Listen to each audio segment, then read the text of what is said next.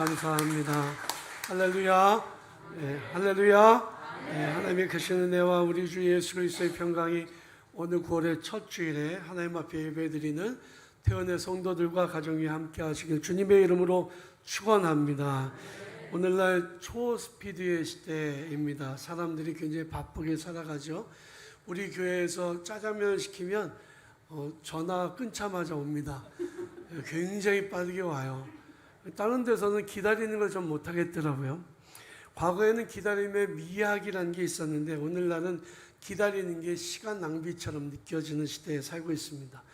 근데 여러분들은 인생을 살아가면서요, 마음이 막 급했던 적이 언제 있으셨나요? 화장실 급했던 거 빼놓고. 네. 옛날에 학교 다닐 때 지각하면 막 마음이 급해지고, 출근할 때 직장에 늦으면 마음이 급하고, 그런 것들도 아마 있을 텐데요. 그렇게 되면 실수도 많고 또 후회도 많습니다. 급한 마음 드는 거는 인간들에게 별로 좋은 감정이 아니에요. 급하지 않으려면 미리미리 잘 준비하고 잘 대비해야 됩니다. 위기 상황도 잘 이겨내려면 미리미리 준비를 해야죠. 급한 마음은 인간들이 품게 되는 감정의 일부입니다. 그런데 저는 요즘에 하나님이 많이 급하시구나 이런 생각을 저도 모르게 하게 될 때가 있어요. 이 말을 좀 오해하면 안 됩니다. 하나님이 급하시다? 아니, 하나님이 인간이 아니신데 뭘 급하셔? 하나님이 인간처럼 무엇인가를 준비하지 못해서 서두르고 계시다는 느낌? 그거는 좀 아니잖아요. 그렇게 받아들이면 안 되죠. 하나님의 계획은 완전하고 또 하나님이 행하신 모든 일들은 정확하고 오차가 없으십니다. 한치의 오차도 없으세요. 그런데 우리 피조물인 인간의 눈으로 볼 때는 지금이 그 어느 때보다도 하나님이 계획하신 그때에 가까워져 가고 있다라고 하는 것을 부인할 수가 없어요.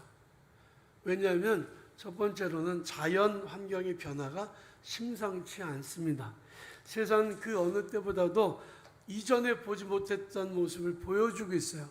과거에는 환경 파괴 이런 거, 기후 변화 이런 거 얘기하면 와닿지 않았는데 올해 여름이 얼마나 더운지요. 세상에 이렇게 뜨거운 여름을 겪어본 적이 없어요. 그런데 어느 환경학자가 말하기를 올해 여름은 우리가 인생을 살아가는 동안에 지구 역사 속에서 가장 시원한 여름이 될 거다. 끔찍하죠. 가장 시원한 여름이라는 거예요. 올해가 점점 더 뜨거워지고 있다. 그래서 어떤 일이 일어나냐면 이제 시베리아나 이쪽 위쪽에 그 노르웨이의 그 스발바르라고 섬이 있는데 영구 동토의 땅입니다. 거기는 얼음이 녹지를 않아요. 땅이 단단하게 굳어 있죠. 그런데 그게 녹기 시작했다. 그리고 놀라운 것은 그 속에 이미 지구상에 없는 사멸된 생명체들이 발견됐는데 녹으면서 걔네들이 다시 살아났다. 미생물이 다시 살아서 움직인다. 이 얘기는 무슨 얘기냐? 과거의 인류들을 멸종을 시켰던 그 바이러스가 다시 나타나서 활동할 수 있다라고 하는 예측이 가능한 거죠. 우리가 지금 인종으로 치면 호모 사피엔스예요. 그런데 우리의 이전에 살고 있었던 사람들 중에 네안데르탈인이 있었거든요. 이 사람들이 어느 날 갑자기 멸종이 됐습니다. 새로운 인류가 등장을 했죠. 이건 과학적으로 증명된 사실이니까요. 그럼 그 사람들이 왜 죽었냐면 아마도 이런 바이러스에 의해서 죽었을 것이다 라고 하는 게 그게 정설인데, 영구 동토가 녹으면 그 바이러스들이 다시 선사시대 때의 바이러스가 다시 나타날 수 있다. 인간은 무방비로 당할 수 있다. 이런 예측이 가능하다는 거죠. 그래서 어떤 학자는 3년 안에 새로운 팬데믹이 시작될 거다. 지금보다 훨씬 더 강하고 무서운 그런 균이 발생해서 전 세계가 코로나와 같은 위기를 겪게 될 것이다 라고 하는 이야기를 합니다. 사실 이전에는 나라에서 돈을 풀어가지고 코로나 걸리면 돈을 줬잖아요. 세 가족 모두가 걸리면 한 150만 원 받았나요? 나중에 걸린 사람들은 하나도 못 받았지만 그때 받았던 사람들은 많이 받았습니다. 그런데 이제는 그렇게 줄 돈도 없다. 나라가. 이제는 그냥 각자 도생, 스스로 살아남아야 돼요. 어쩔 수 없는 시기가 오는 거죠. 시대는 점점 더 마지막을 향해 달려가는 것처럼 보입니다. 예수께서 누가복음 21장에서 이렇게 말씀하셨어요. 이의 비유로 말씀하실 때 무화과 나무와 모든 나무를 보라. 싹이 나면 너희가 보고 여름이 가까운 줄을 자연히 아나니 이와 같이 이런 일들이 일어나는 것을 보거든 하나님 나라가 가까이 온 줄을 알라. 여러분, 자연의 변화를 보면서 너무 급하게 끝을 향해 달려가고 있다. 이건 뭐예요? 이 세상의 마지막 심판 때가 가까워 있다는 증거라고 볼 수 있어요. 두 번째로는 사람들의 변화입니다. 최근에 주변에 많은 사람들이 갑자기 예수님을 만나서 구원받는 일들이 많아지고 있어요. 전혀 예상하지 못했던 사람이 전혀 예상하지 못한 곳에서 예수를 만나고 자기의 삶을 하나님께 드리겠다고 결단하고 예수님을 영접하는 일들이 일어나고 있다고요. 올해 우리 교회 여름 성경학교 수련회를 통해서 많은 아이들과 학생들과 젊은이들이 예수님을 인격적으로 만나고 예수님을 자기 구주로 영접하는 일이 있었잖아요. 지난 주일날 교회학교 보고 예배 때 간증을 보셨잖아요. 저는 정말 깜짝 놀랐어요. 그동안에 노력을 안 했던 것도 아닌데, 그동안에 애쓰지 않았던 것도 아닌데 걔네들이 가기 전부터 주님을 만나고자 하는 간절한 소망과 열정을 가지고 수련회를 간 거잖아요. 그곳에서 기도하다가 만났잖아요. 과거 어느 때보다도 많은 결실이 맺혀졌습니다. 이 일이 과연 우연일까요? 하나님의 영적인 추수의 때가 점점 더 가까이 오고 있다는 것을 이런 영적인 감동을 통해서 느끼고 있다는 거죠. 하나님은 마치 전쟁을 준비하는 장군처럼 하나님의 백성들을 만나주시고 모으고 계시다는 생각을 지울 길이 없어요. 이 시대에 하나님의 백성들은 어떻게 살아가야 될까요? 첫 번째로는 우리는 하나님의 마음을 느껴야 됩니다. 이미 말씀드렸듯이 하나님이 급하시다는 말을 오해하지 마시기 바랍니다. 하나님은 시간에 의해서 지배받으시는 분이 아니에요. 하나님은 과거의 하나님, 현재의 하나님, 미래의 하나님인데 과거에도 지금 하나님은 계시고 현재에도 계시고 미래에도 계시다. 이건 굉장히 어려운 신학적인 개념이긴 하지만 인간의 시간의 개념으로 보면 이거는 설명할 길이 없어요. 그러나 이거는 믿음의 눈으로 보면 충분히 설명할 수 있고, 그리고 오늘날 물리학이 양자역학이라는 것을 통해서 과거도 존재하고 미래도 존재하고 현재도 존재한다는 것을 증명하고 있습니다. 과학적으로 이미 확립된 이론이고 이것을 통해서 노벨상을 받았고, 그래서 양자역학이라는 것이 지금 굉장히 큰 이슈로 떠오르고 있어요. 거기에 따르면 사람은 미래나 과거로 갈 수 있다라고 하는 거죠. 이게 하나님의 시간을 우리가 알 수 없지만 하나님이 이 인간의 시간 속에 들어오셨습니다. 그것을 신학적으로는 카이로스라고 말해요. 하나님의 그 시간은 우리의 시간 개념과 전혀 달라요. 그런데 우리는 그 하나님의 시간 안에 살아가고 있는 거죠. 그런데 인간의 시간의 개념을 볼 때 하나님의 계획하신 일들이 이제 이루어져 가고 있다. 그리고 그것을 이루실 때가 이제는 가까이 왔다. 그렇게 느끼고 있다는 거죠. 굳이 설명한다면 인간에게 주어진 시간이 그리 많지 않다는 것을 의미합니다. 인간에게 주어진 시간이 줄어들수록 하나님은 영혼을 구원하시기 위해 마음이 급하십니다. 우리 장로님이 갑자기 저하고 밥을 먹자 그래서 웬일인가 하고 나가봤더니 이제 우리 교회 오신다고 말씀하셨어요. 그래서 이제 전에 한번 오셨잖아요. 그랬더니 그때 작정하신 분들이 10대뿐이었는데 다 중도에 다 해지하셨다고, 한 번 더 갈 수 있게 허락해 달라고 그래서 제가 오시라고 했습니다. 저는 우연은 없다고 생각해요. 이것은 하나님의 방법이기 때문에 하나님의 장로님을 통해서 다시 한번 우리에게 도전하고 계시는 것이라고 저는 믿습니다. 성경 하나 보내는 거 그거 작은 일 아니에요. 굉장히 큰 일이죠. 그들이 예수 그리스도를 그 성경을 통해서 만날 수 있으니까요. 세상 모든 사람들이 우리가 복음을 전할 수 없잖아요. 우리가 직접 갈 수 없잖아요. 그들에게 복음을 전하는 게 우리의 사명이라면, 우리가 가지 못한다면 보내는 사명을 감당해야 되잖아요. 수많은 영혼들이 멸망의 길로 가고 있는데 우리 마음이 바쁘지 않다면 잘못된 거 아닙니까? 하나님은 지금 급하신데 우리는 여유가 너무 많아. 그러면 문제가 있는 거 아닙니까? 디모데전서 2장 4절에 보면 하나님은 모든 사람이 구원을 받으며 진리를 아는 데 이르기를 원하시느니라 그랬는데, 디모데 후서에 보면 모든 성경은 하나님의 감동으로 된 것으로 교훈과 책망과 바르게 함과 의로 교육하기에 유익하다고 했어요. 그러니 말씀을 전하는 일은 무엇보다도 중요한 일이죠. 우리에게 구원의 열정이 있습니까? 영혼 구원의 열정이 있습니까? 한 영혼이라도 구원하고자 하는 급한 마음이 생긴다면 그것은 우리가 하나님 마음을 아는 거예요. 그러니 이 일을 위해서 심는 것은 귀한 일입니다. 두 번째로는 시대를 분별해야 돼요. 지금 하나님 때가 가까이 왔습니까? 아니면 아직 한참 남았습니까? 저는 볼 때 가까이 왔다고 봐요. 어느 때보다도 가깝습니다. 주님이 오실 날이 얼마 남지 않았다고 믿는다면 이 시대에 우리에게 맡기는 사명에 최선을 다해야 되지 않습니까? 종들에게 살림을 맡기고 먼 길을 떠났던 주인이 집으로 돌아오는 순간이 가까워오고 있는데, 종들은 그 사실을 모르고 그냥 땡가땡가하고 놀고 있어요. 그러면 주인이 도착했을 때 그 종들의 당황함이 얼마나 클까요? 만일 그 종이 마음에 생각하기를 주인이 더디 오리라 하여 남녀 종들을 때리며 먹고 마시고 취하게 되면, 생각하지 않는 날 알지 못한 시각에 그 종의 주인이 이르러 엄히 때리고 신실하지 않은 자의 받는 벌에 처할 것이다 라고 예수님이 누가복음 12장에서 말씀하셨습니다. 우리가 살고 있는 이 시대는요, 앞으로 과학의 발전과 진보가 더 빠를 거예요.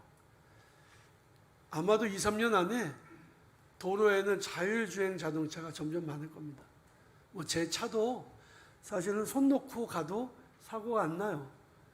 일부 자율주행이에요. 그런데 테슬라 같은 차는 완전 자율주행이죠. 아마도 2, 3년 안에는 좀 더 많아질 거고, 앞으로 차를 새로 산 사람들은 다 자율주행 차를 사게 될 겁니다. 옛날에 전격 제트 작전이라고 드라마 아시나요? 부르면은 막 차가 지가 알아서 왔잖아요. 지금 그렇게 오는 시대가 됐다니까요. 그리고요, 제가 드론 자격증이 있어요. 제가 생각보다 얼리 어댑터입니다. 네, 제가 지난번에도 상부기도용사들이 봤지만 드론을 띄고 사진 찍고 동영상 찍잖아요. 그런데 앞으로 2, 3년 뒤면 드론 택시가 위를 날아다닐 거예요. 김포공항, 인천공항까지 갈 때 택시 타고 가지 않아요. 이제는 드론 택시 타고 가지. 15분이면 간답니다. 잠실 나루역에서 출발해서 15분이면 인천공항까지 간답니다. 이제 그런 시대가 되는 거예요. 점점 더 빨라질 거예요. 점점 더 세월이 점점 더 빠르게 종말을 향해 치닫게 될 겁니다. 그리고 세계는 이 마지막 시간표를 향해 끊임없이 달려가겠죠. 그래서 성도들은 시대를 잘 분별해야 돼요. 세상에서 일어난 일들을 보고 이거 우연이 아니네, 이건 하나님의 계획하심 아래 있네, 이것을 볼 줄 아는 눈이 있어야 돼요. 푸틴이 왜 전쟁을 일으켰을까요? 프리고진이 왜 죽었을까요?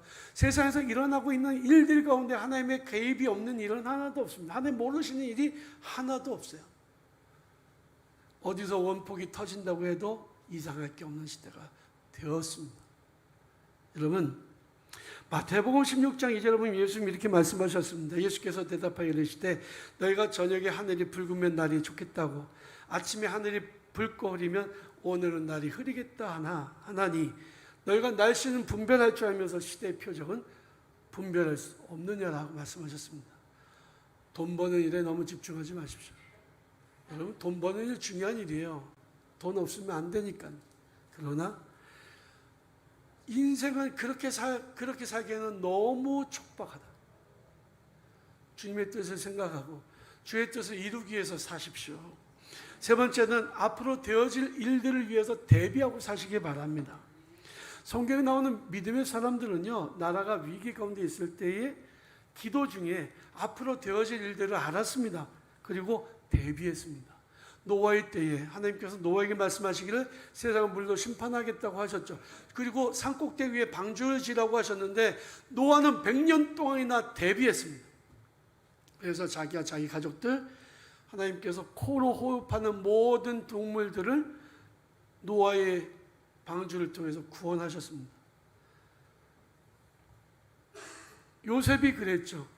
하나님께서 7년의 흉년과 7년의 풍년과 흉년을 주시기로 하셨는데 이것을 요셉이 미리 알고 대비했습니다. 만약에 요셉이 대비하지 않았다면 애굽이나 중동이나 그 아라비아 반도에 있는 모든 사람들이 아마 그때 다 죽고 말았을 거예요. 7년 풍년 동안 먹고 마시고 놀다가 7년 흉년 때 다 아마 굶어 죽었을 것입니다.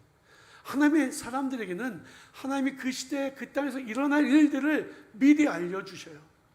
마음의 감동을 통해서도 알려주시고 그리고 기도하는 중에 깨닫게 하십니다.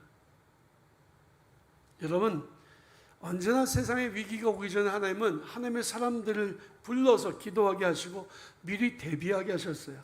하나님의 사람들은 그래서 시대를 분별하는 게 중요합니다. 위기의 순간이 오기 전에 기도하면서 대비해 나가는 것이 중요합니다. 시대를 잘 예측하고 분별하고 잘 준비하는 것이 성도들에게 요구하시는 주님의 명령이에요. 우리는 준비하지 못한 어리석은 종들이 될 것인가, 아니면 기름을 준비한 지혜로운 다섯 처녀가 될 것인가는 우리에게 달려 있습니다. 네 번째는 대기하기입니다. 하나님이 계획하신 일들을 진행하려고 하실 때에 항상 하나님이 쓰실 사람들을 부르세요. 그래서 제가 하나님이 급하시다는 말씀 드린 거죠. 갑자기 사람들이 막 예수를 믿고 갑자기 막 변화되는 일들이 일어나는 게 이게 보통 일이 아니에요. 하나님이 지금 준비하고 계시다는 게 느껴지는 거예요. 영국의 대붕운동이 일어나기 전에 하나님은 존 웨슬리 목사님을 부르셨습니다. 미국의 대붕운동이 일어나기 전에 D.L. 무디를 준비시키셨습니다. 생키라고 하는 전도자를 준비시켰습니다. 크로스비라고 하는 찬양사역자를 준비시켰습니다. 이런 위대한 대붕운동 뒤에는 항상 하나님이 미리 세우신 사람들이 있었어요. 하나님은 하나님의 뜻을 이루시기 위해 사람들을 세우십니다. 하나님은 당신의 일을 추진하기 위해서 쓰실 사람들을 준비시킨다는 거죠. 그래서 성도들은 언제든지 출발할 수 있도록 대기하고 있어야 돼요. 예수님께서 제자들에게 말씀하시기를 시험에 들지 않게 깨어있어 기도하라 그랬는데 깨어있다라고 하는 게 뭐예요? 한문으로는 경이고요.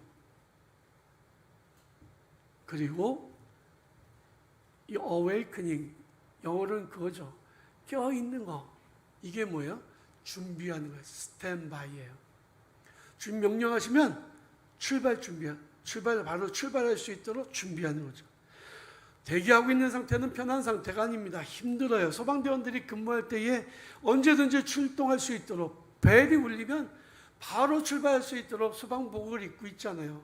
방염복을 입고 있거나 아니면 버트라도 옆에 두고 있다가 벨이 울리면은 계단으로 내려가지도 않아요. 봉을 타고 내려가죠. 그리고 빨리 뛰어갑니다. 군인들도 전쟁에 투입할 상황이 벌어질 때가 되면 군화를 신고 자요. 저도 군화 신고 잤었거든요. 출동하기 위해서. 벨이 울리면요, 세수는 언제예요? 세수도 못하고 그냥 군화 신은 채로 군복 입은 채로 자다가 그냥 총 들고 뛰쳐나가는 거예요. 완전 군장해서 나가는 거예요. 트럭에 올라타고 출발할 때까지 5분 안에 해야만 되는 겁니다. 여러분, 지금 이 시대에 너무 분위기 좋아. 음식도 맛있는 게 많고 시대가 너무 편리해졌어. 좀 더 자자, 좀 더 졸자 하면 주님이 부르실 때 출동 못한다니까요. 대기를 하고 있어야 출동을 하죠. 새벽 기도하는 거 힘들어요. 모든 예배에 참여하는 거 쉽지 않습니다. 하지만 여러분, 예배를 소홀히 하고 기도하지 않으면 그냥 쿨쿨 잠자고 있는 거예요. 주님이 깨우실 시간이 없습니다. 마지막으로 주님의 부르심에 응답해야 됩니다. 하나님이 사람을 부르실 때에 대답하지 않거나 미적대거나 천천히 나오면 주님은 그 사람을 쓰실 수가 없어요. 속으로 자기의 유불리를 계산하고 부르심에 응답하지 않는 사람들이 참 많습니다. 우리나라의 기독교인이 과거에 1000만이라고 했지만 제가 생각할 때는 지금 600만이나 될까 싶어요. 그 중에서 과연 하나님이 부르실 때 주님 제가 여기 있습니다 라고 응답하고 나갈 수 있는 사람들이 과연 몇 명이나 될까요? 이사야 6장에 보면 이사야는 성전에서 기도하다가 하나님의 음성을 듣습니다. 우리가 누구를 보내면 누가 우리를 위하여 갈고, 그때 이사야가 주님 제가 여기 있습니다 저를 보내주십시오라고 응답을 했습니다. 예수께서도 공생애를 시작하시면서 수많은 사람들을 찾으셨습니다. 부르셨습니다. 하지만 부르심을 받은 그 사람들 중에는 예수님의 부르심에 차에 필 미루던 사람도 있었죠. 선생님 제가 선생님의 부르심에 응답하겠습니다. 따라가겠습니다. 안 가겠다는 뜻은 아니에요. 꼭 반드시 가긴 할 텐데 제가 먼저 일을 처리하고 가겠습니다. 그래도 되겠죠? 그런데 그들 중에는 예수님을 따라간 사람이 한 명도 없어요. 예수님을 따라간 사람들은 즉시 응답한 사람들이죠. 갈릴리 호수에서 고기 잡다가 예수님 부르셨을 때 즉시 응답한 베드로와 야고보와 요한 같은,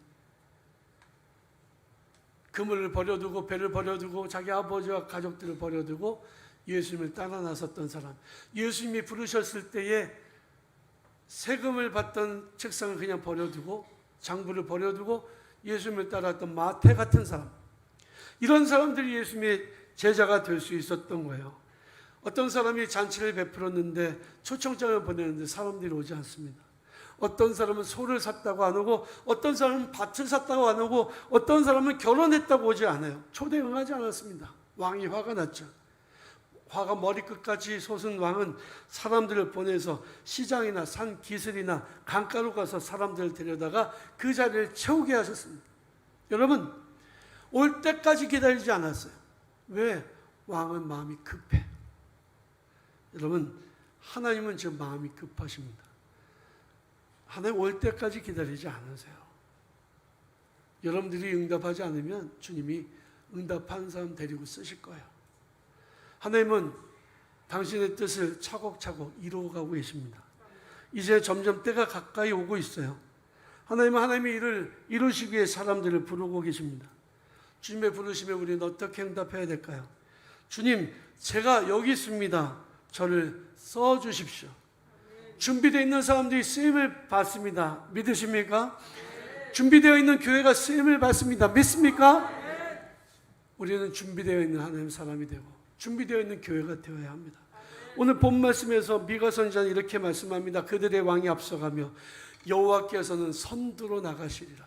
선두는 미리선이죠. 그리고 머리 두자입니다. 하나님은 모든 행렬의 맨 가운데 서서 앞장서 가신다는 거예요. 전쟁을 하는데 왕이 맨 앞에 서서 간다. 말이 됩니까? 아니죠. 그런데 그만큼 급한 거예요. 저도 길을 걸어갈 때 제 발걸음이 워낙 빨라요. 그래서 사람들이 안 오면요 정말 답답합니다. 앞장서서 가면 뒤에 사람을 잊어버릴 때가 있어요. 특히 어느 지역의 출신들의 그 친구들은 같이 못 다닙니다. 저는 짐을 다 써서 이제 갈 준비하는데 아직 자고 있어요. 급할 게 하나도 없어요.